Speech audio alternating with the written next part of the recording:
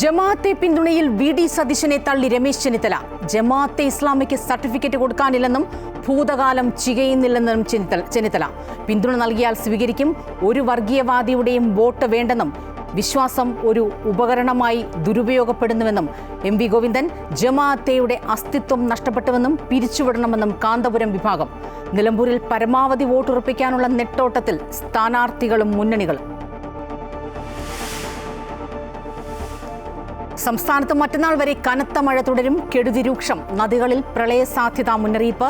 മലയോര മേഖലകളിലും തീരദേശങ്ങളിലും ജാഗ്രതാ നിർദ്ദേശം. 60 കിലോമീറ്റർ വേഗത്തിൽ കാറ്റിന് സാധ്യത.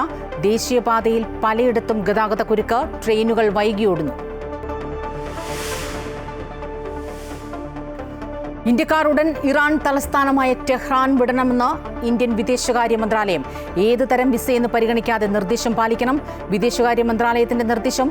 ടെഹ്റാൻ ആക്രമിക്കുമെന്ന ഇസ്രയേലിന്റെ മുന്നറിയിപ്പിന് പിന്നാലെ 4ാം ദിവസവും രൂക്ഷമായ ആക്രമണ പ്രത്യാക്രമണങ്ങൾ തുടർന്ന് ഇസ്രയേലും ഇറാനും.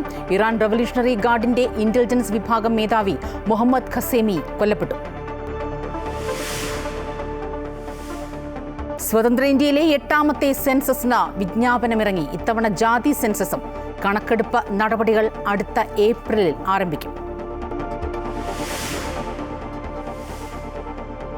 രാജ്യത്ത് കോവിഡ് ബാധിതരുടെ എണ്ണത്തിൽ നേരിയ കുറവ്. 119 പേർ രോഗമുക്തരായി.